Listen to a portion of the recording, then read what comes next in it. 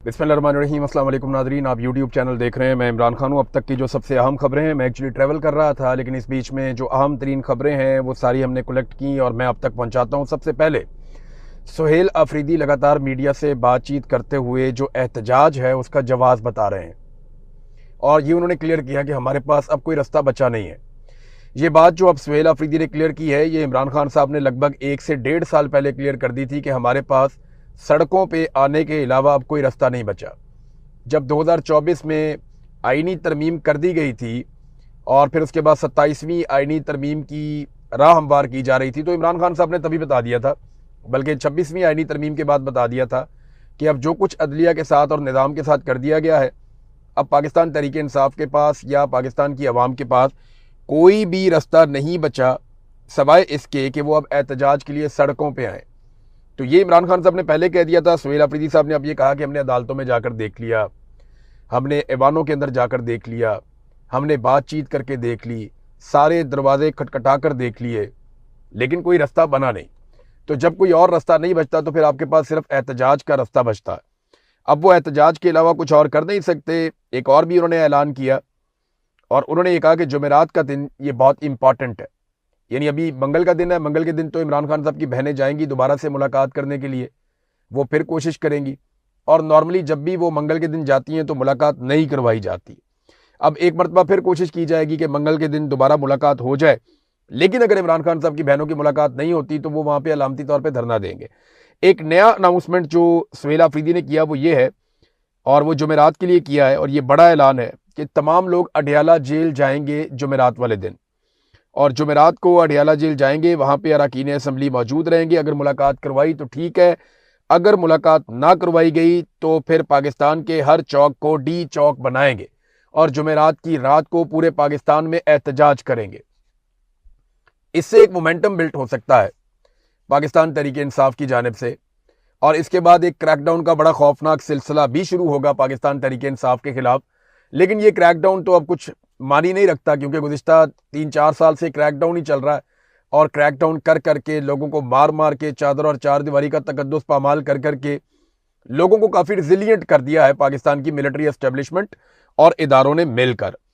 अब एक और चीज़ जो सुहेल अफरीदी ने की वो भी अहम है। उन्होंने कहा जी कि इमरान खान को अगर कुछ भी हुआ तो उसके लिए जिम्मेदार कौन होगा।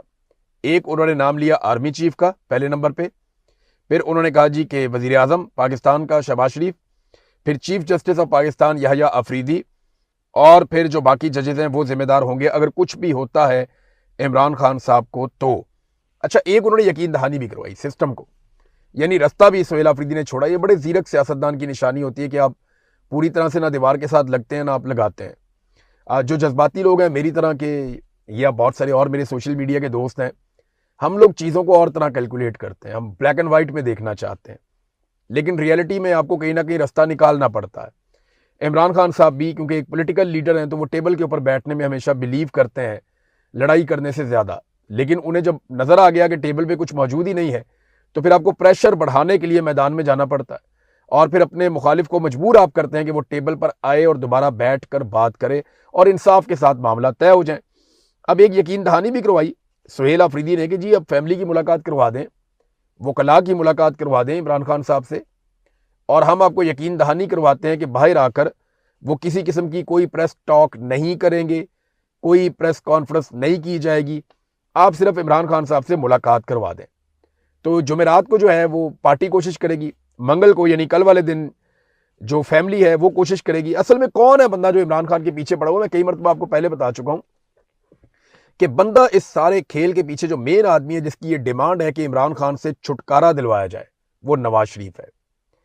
आप लोगों को शायद आज इस बात पे यकीन नहीं आएगा, लेकिन मैं आपको, क्योंकि इमरान खान खुद ये कह चुके थे कि लंदन प्लान उनके खिलाफ तैयार हुआ है।